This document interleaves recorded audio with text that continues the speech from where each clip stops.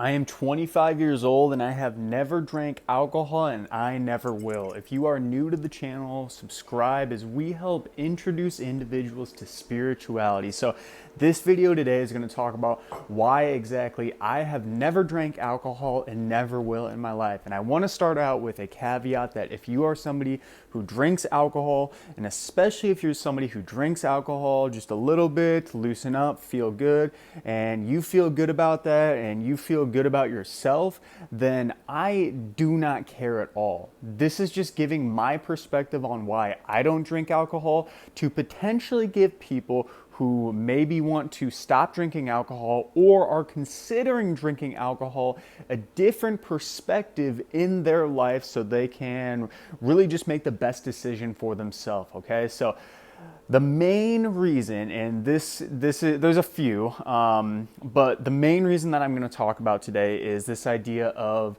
being conscious with my thoughts. Okay, so the reason why I do not drink alcohol is because I want to be fully conscious of all of my emotions and thoughts, no matter if they are good or bad thoughts. So if I'm feeling really sad and I'm feeling kind of down and depressed, I want to feel that because that will tell me, okay, if I'm feeling sad and depressed, what can I do that is consciously something I can do, right? I'm thinking, what can I do?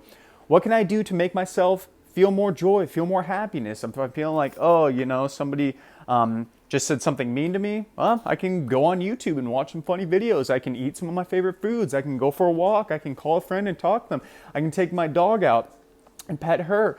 I can do all these different things, and that was a conscious decision because I was not under the influence of drugs or alcohol in this sense to muddy my mind and basically take away my control. I look at alcohol as literally taking my control away of my emotions. And anytime you're taking away your control of your emotions, you're essentially taking away control of your entire life. So for me, it's kind of a scary thing to think about, fully taking away my emotional control over myself.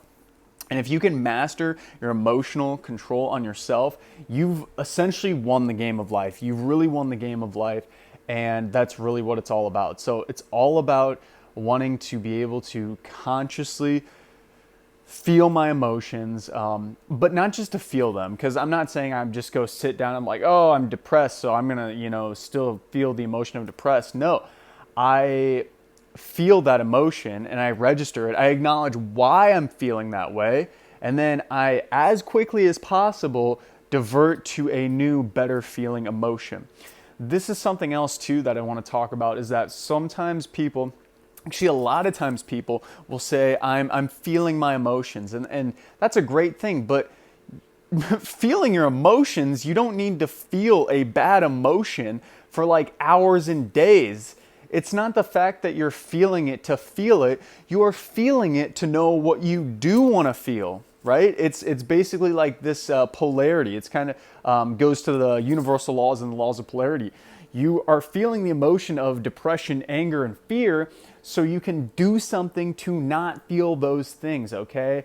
We should not be sitting in places of despair all the time. And this is just one of many ways to do that.